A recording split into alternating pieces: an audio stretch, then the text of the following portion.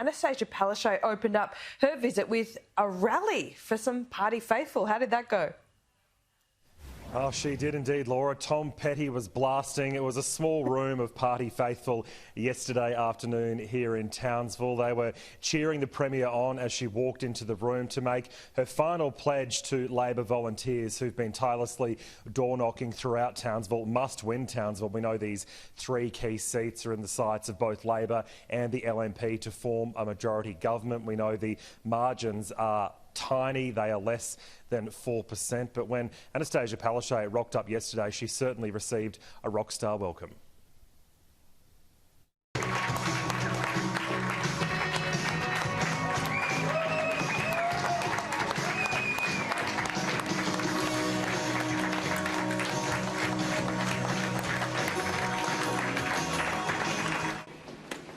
Well, good afternoon Queensland and good afternoon Townsville. So certainly plenty of energy in that room yesterday afternoon, Laura, but despite the cheers and the smiles, both parties are still saying it's going to be an extremely tight race. We know when it comes to preferences, to doing deals, both parties said they won't be doing deals, but if there is a hung parliament, well, that could be anyone's guess. Let's hope it's not a hung parliament, because I think all the Sky News team is keen for a bit of time off.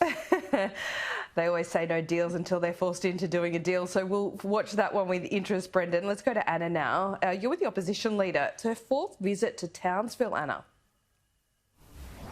That's right, Laura. Deb Frecklington just pipping the Premier at the post when it comes to visits to the far north, or to the north of Queensland. This is the fourth time that Deb Frecklington has been up to this key battleground. As Brendan said, there are 3 marginal seats in this area, and it is, of course, a return to the site where Deb Frecklington announced that controversial youth crime policy. Now, that's in a bid to reduce juvenile crime rates in both Cairns and Townsville. It would see children under the age of 14 and younger not be allowed effectively to be on the streets without a good excuse after 8 o'clock. Then there's a 10 p.m. curfew for children aged 15 to 17, and parents would be liable for a $250 fine should their children be out past that time with no valid excuse. So it has been quite contentious. The question was put to Deb Frecklington over whether her federal colleagues support this policy. Look, in relation to the curfew policy, I'll say this. Our curfew is tough. But our curfew is about keeping children safe and keeping our communities safe. Now, the state opposition leader also shrugged off suggestions that she's running a dirty campaign after a video of the Deputy Premier and Health Minister Stephen Miles was posted to the LNP Queensland Facebook page. Now, it purports to show him struggling to talk, to walk and even eating a fly. Now, Deb Frecklington says she's not the one responsible for a dirty campaign.